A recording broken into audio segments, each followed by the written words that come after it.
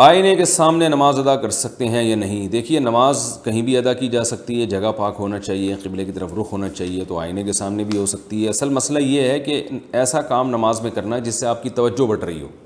تو آپ اگر آئینے کے سامنے کھڑے ہو کر نماز پڑھیں گے تو آپ کو بالکل اپنی ہی شکل کا ایک اور آدمی سامنے بھی نماز پڑھتا ہوا نظر آئے گا، اور وہ بالکل 100% آپ جیسا ہوگا،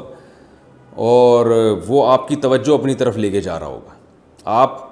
اللہ کی طرف توجہ دینے کے بجائے اسی آدمی کی طرف زیادہ توجہ دے رہے ہوں گے جو آپ کے سامنے کھڑا ہوا ہوگا۔ تو جن کو نماز میں، آج کل نماز میں ویسے ہی خشوع و خضوع کم ہے، تو آپ اپنے ہی جیسے اسی وہی نام اس کا، وہی لوکیشن اس کی، تو آپ اس کو دیکھ دیکھ کے حیران بھی ہو رہے ہوں گے کہ یار جو میں کر رہا ہوں وہ یہ بھی وہی کر رہا ہے۔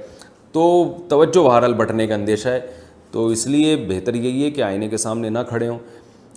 بہت ساری جگہیں کھڑے ہونے کے لیے ہیں، لیکن اگر کسی کی توجہ نہیں بٹتی اور وہ آئینے کے سامنے کھڑے ہو کر بھی اللہ کی طرف متوجہ رہتا ہے، اور وہ یہ سوچ کے صبر کرتا ہے کہ یار یہ بھی میں ہی ہوں، یہ کوئی الگ آدمی نہیں ہے، اور میں نے اپنے آپ کو پہلے کئی دفعہ دیکھا ہوا ہے، تو مجھے بھی نماز کی طرف توجہ کرنی چاہیے، تو اتنا اگر کانفیڈنس ہے اور توجہ اللہ کی طرف رہتی ہے